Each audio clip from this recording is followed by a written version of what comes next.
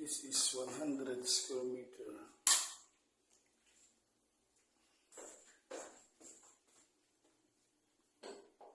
This is maid's room, powder room, or laundry room.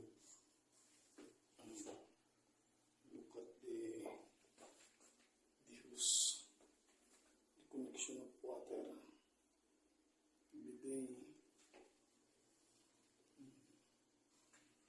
automatic washing machine, water going to drainage.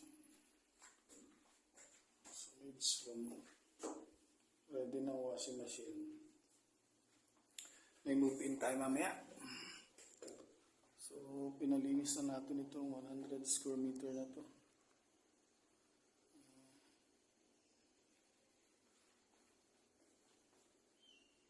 Meron itong, okay na rin ba itong refrigerator? Yung outlet na, okay. Ongoing na to. Malamig na. This is the master bedroom. The master bedroom. A double deck here. This is for preparing for office staff.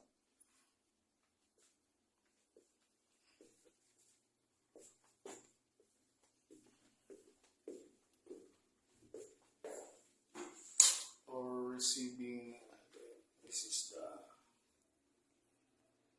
master bedroom bathroom. Open natin ng shower heater dyan.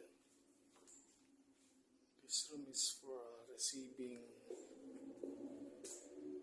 visitors or employee of the office. Once na dumadating yung kanilang mga tao, employee, galing ibang bansa, dito sila didiretso. Dito nila dinadala para makapagpahinga. Ayan. At pagka gusto na nilang kumuha ng single unit at mapag-isa, this is another room. Lalabas sila dito, kukuha sila ng sarili nilang unit.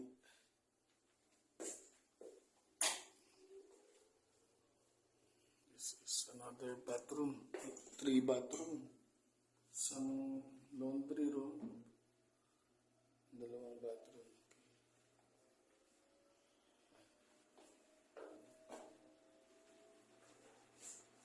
3 bedroom. Centralized bathroom. Another room with double deck here.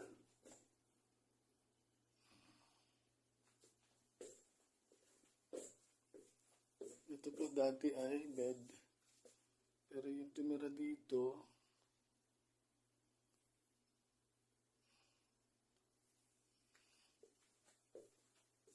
mga office, Chinese office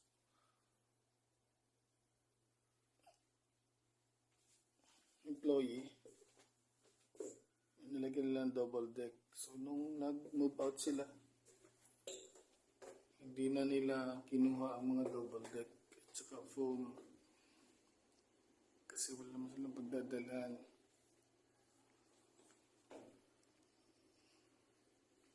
Pag nag-decide na mag-give up yung office nila. So, ngayon, meron po ulit tayong Chinese kagaya ng dati. So, mas mababa yung price nito kasi kahit na nalagyan ng double deck, dating wala, in order to dispose our unit early as fast ay ibibigay natin. Kasi marami tayong unit na kailangan i-dispose.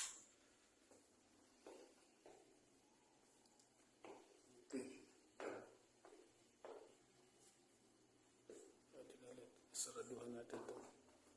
Swimming pool area yung baba niya, no?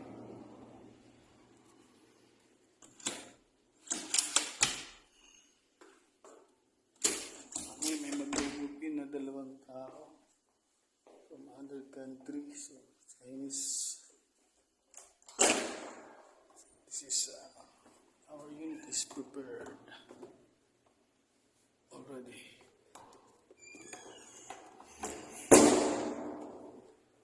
Ready to move in. This is the hallway of the building.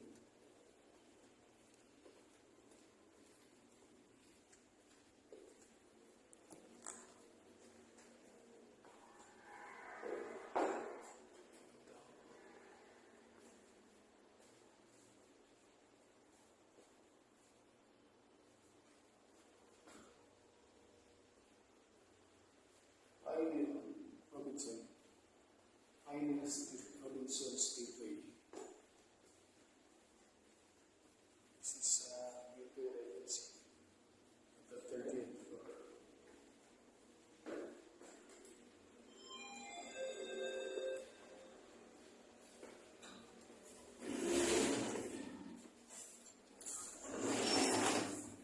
Balik tayo sa ating unit.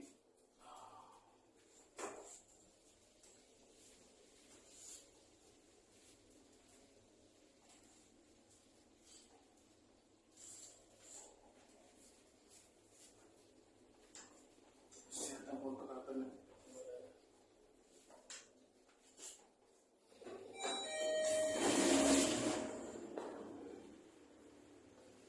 Okay, hindi na lang.